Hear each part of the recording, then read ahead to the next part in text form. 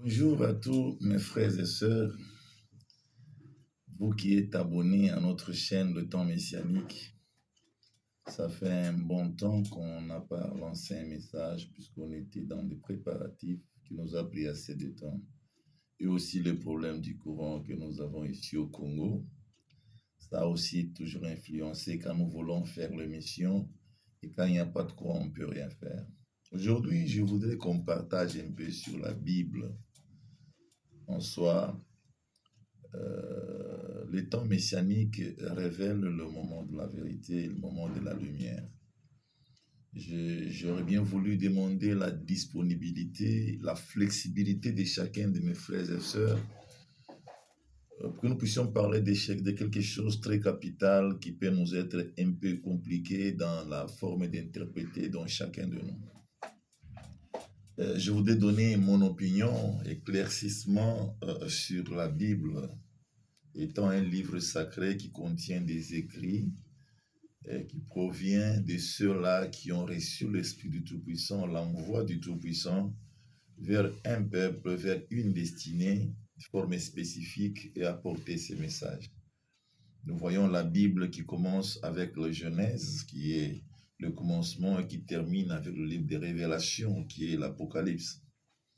Nous voyons en même temps la division de la Bible qui est faite en deux parties, l'Ancien Testament et le Nouveau Testament. Voilà, aujourd'hui je voudrais démontrer par la connaissance que j'ai, par la connaissance de la vérité.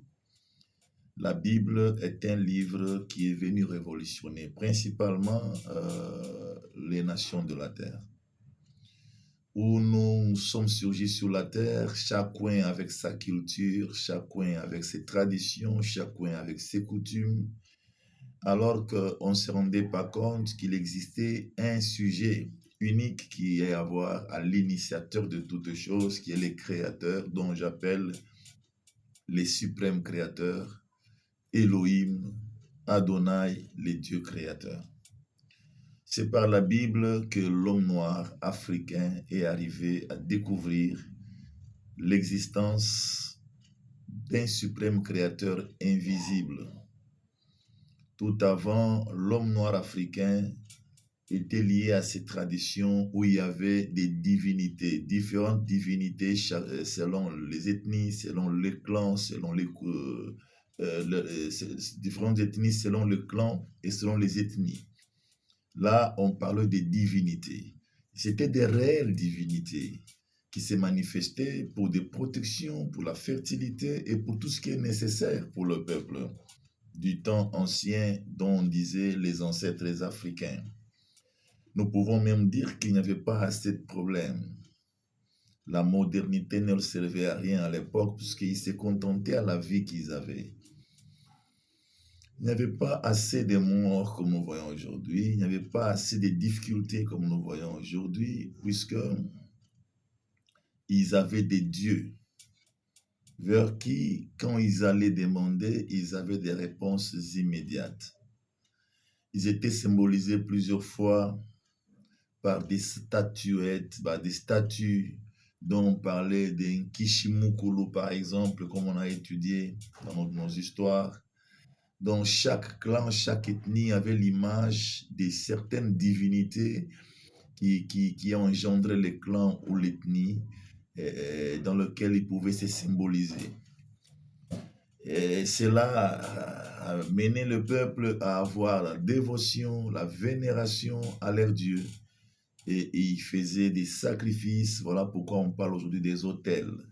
D'autres églises parlent de destruction des autels. Ce sont des lieux où leurs ancêtres, pour le bien de leur famille, de leurs enfants, ils allaient sacrifier à leurs dieux, qui sont les esprits dont aujourd'hui nous appelons les esprits du mal. Voilà là où l'Africain a été limité et sa vie était comme elle était, une vie paisible, où la mort n'avait pas assez d'emprise, les difficultés n'étaient pas comme nous sommes aujourd'hui. Avec l'émancipation de la Bible, on est venu découvrir l'existence d'un suprême créateur qui serait le Père de pères, les grands-pères des grands-pères, celui qui a initié avec toutes choses.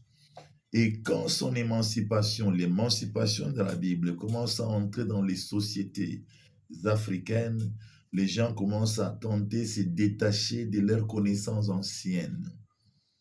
Ces connaissances anciennes qui les amenaient à la dévotion à d'autres dieux en dehors du Dieu créateur. Voilà, les principes commencent à venir, la parole commence à entrer, on commence à découvrir qu'on ne peut pas adorer des statues, qu'on ne peut pas faire des invocations aux morts.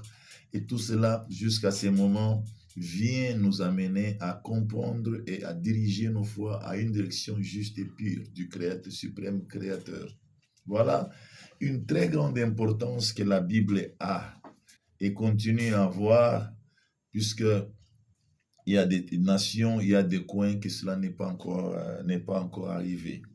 Bien aimé, je voudrais parler de cette importance de la Bible qui serait beaucoup plus effective quand nous aurons à comprendre comment comprendre la Bible, comment interpréter la Bible. Ma contribution est celle-ci. Pour bien interpréter la Bible, il faut avoir la capacité de réflexe contextuel. La contextualisation est le moyen le plus sûr et efficace pour t'amener à comprendre bien les notions des écrits, pour comprendre bien des leçons que nous porte la Bible.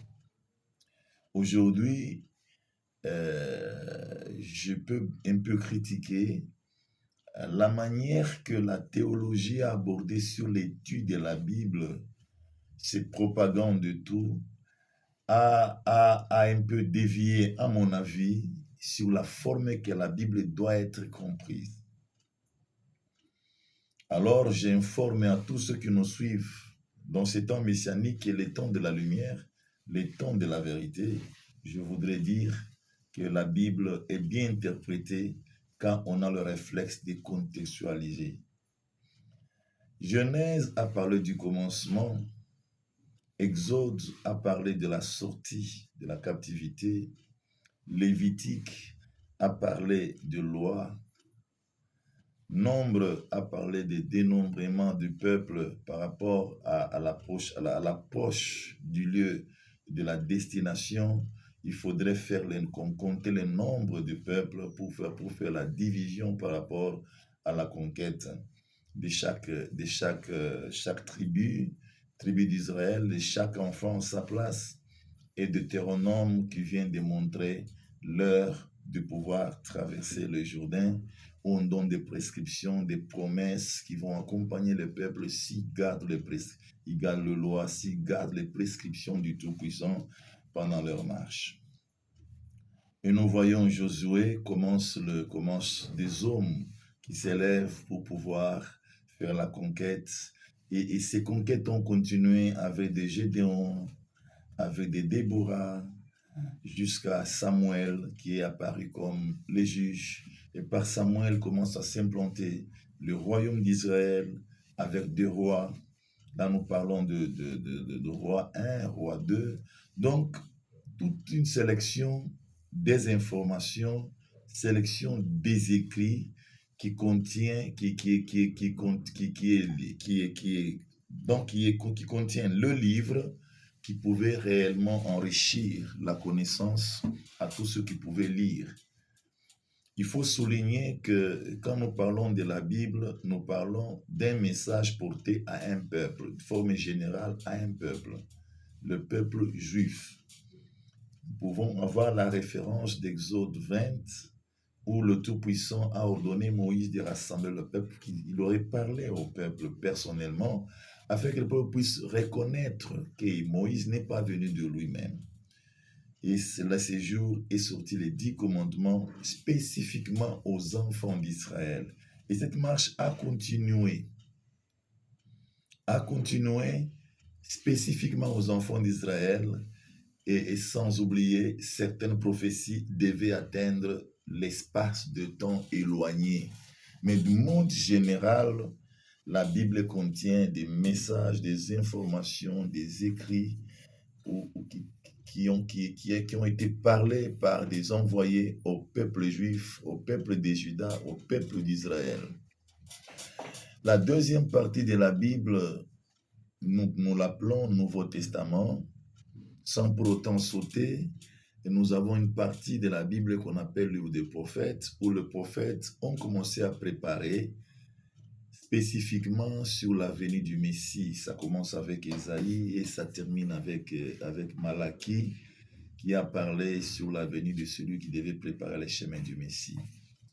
Le Nouveau Testament commence avec Matthieu, qui était un homme, qui était un travailleur, qui travaillait à l'impôt, mais qui a été appelé aussi par le Christ, qui avait comme fonction écrire. Et Matthieu est témoin de beaucoup de faits, de beaucoup de notions que le Christ, donc qui incarne le Nouveau Testament, c'est le Christ.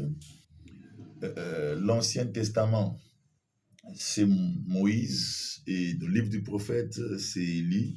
Voilà le jour de transfiguration que Pierre a témoigné, vient démontrer le Nouveau Testament et l'Ancien Testament. L'Ancien Testament vient vers le Nouveau Testament qui est Christ pour lui apporter le confort et lui apporter le message qui va accomplir la mission. Donc là, nous voyons le corps de l'homme. La Bible, c'est le corps de l'homme. Le corps, c'est l'Ancien Testament et l'esprit, c'est le Nouveau Testament. Et le corps sans esprit, c'est rien. Et l'esprit sans le corps ne fonctionne pas. Nous commençons à voir combien il était important de pouvoir bien comprendre ce livre sacré, de pouvoir bien l'aborder pour pouvoir bien décortiquer afin d'éclairer les nations. Après Matthieu, nous avons Marc qui était aussi témoin, Luc qui était aussi un écrivain et Jean qui était le frère de Pierre, qui ont été appelés comme 12 apôtres. Et après, il y a eu l'action des apôtres. Jésus-Christ termine sa mission, il monte aux cieux, il laisse les apôtres se préparer pour recevoir le don du Saint-Esprit. Et les dons du Saint-Esprit s'épanouit dans les apôtres. La communauté chrétienne a commencé avec les apôtres. Et le mouvement du christianisme a commencé à prendre place dans le judaïsme qui a conduit jusqu'à la révélation. Donc, après les actes des apôtres, nous avons les épîtres de Paul, nous avons les épîtres de Jean, nous avons les épîtres de Pierre, qui sont des lettres que ces hommes de Dieu envoyaient à des églises qu'ils avaient édifiées dans leur passage de chaque contrée, de chaque village ou de chaque ville. Et chaque fois, ils avaient des rapports, et par ces rapports, ils envoyaient des lettres à toutes ces cellules pour que le peuple puisse être bien conduit et qu'il puisse arriver au salut. Et à la fin de la Bible, nous venons voir le livre de l'Apocalypse, qu'on appelle la Révélation, où tout a été manifeste pour démontrer l'espace de temps, du début et de la fin de toutes choses qui va se terminer par le rétablissement d'un royaume céleste qu'on appelle le Nouvelle Jérusalem. Mes chers frères et sœurs, j'ai tenté de décortiquer, mais l'essentiel est celui-ci. Nous avons beaucoup de situations par rapport à l'interprétation des Écritures. Aujourd'hui, les Écritures n'inspirent pas comme il faut. Beaucoup d'entre nos frères prennent les Écritures pour juger, prennent les Écritures pour condamner, prennent les Écritures pour tirer le gain. Non, mes bien-aimés, les Écritures d'abord doivent nous alimenter à nous qui lisons. Elles doivent d'abord nous éclairer, nous. Quand elle est prise ou elle est assimilée pour montrer aux autres, pour parler aux autres, elle sort de son sens. Parce que toi, tu dois développer en toi pour que tu puisses réellement développer vers les autres. La maturité spirituelle est un point capital pour un bon discernement. Mais on n'atteint pas la maturité spirituelle sans une préparation adéquate. Et la vraie préparation a commencé avec la Bible qui vient nous montrer les relationnements avec les suprêmes créateurs en qui a la puissance, le Saint-Esprit, qui pouvait maintenant réellement nous régénérer en nouvelles créatures, nouveaux peuples qui vont vivre une nouvelle vie. Et par cette nouvelle vie, l'interprétation serait beaucoup plus mieux pour que nous puissions même diffuser aux autres. Faisons que la Bible ne soit pas un moyen de condamnation. Faisons que la Bible ne soit pas un moyen de jugement, ne soit pas un moyen d'orgueil, ça ne soit pas un livre comme elle est prise aujourd'hui, qu'elle soit une instruction pour nous. Pour moi, c'est une initiation, une très bonne initiation, la Bible. Elle termine par la révélation. Quand tu l'assimiles bien, il t'amène à connaître le véritable Dieu et ce que ce Dieu veut. Quand toi aussi tu t'assimiles à pouvoir vivre ce que ce Dieu veut, tu relationnes bien avec lui. Quand tu relationnes bien avec lui, il te communique son esprit et son esprit te conduit. Voilà, mes bien-aimés, des petits conseils que j'avais à donner à tous ceux qui nous suivent, de manière que la Bible nous soit puisse être utile et que dans les plus prochains jours, je vais évoluer avec ce même thème pour que nous puissions arriver à comprendre profondément après la Bible, on va à quelle dimension. Il nous faut croître. C'est là qu'après la croissance, on peut rester lié dans les Écritures, ou après la croissance, on est connecté à ce Dieu qui peut aussi nous montrer, nous révéler ce que nous pouvons faire.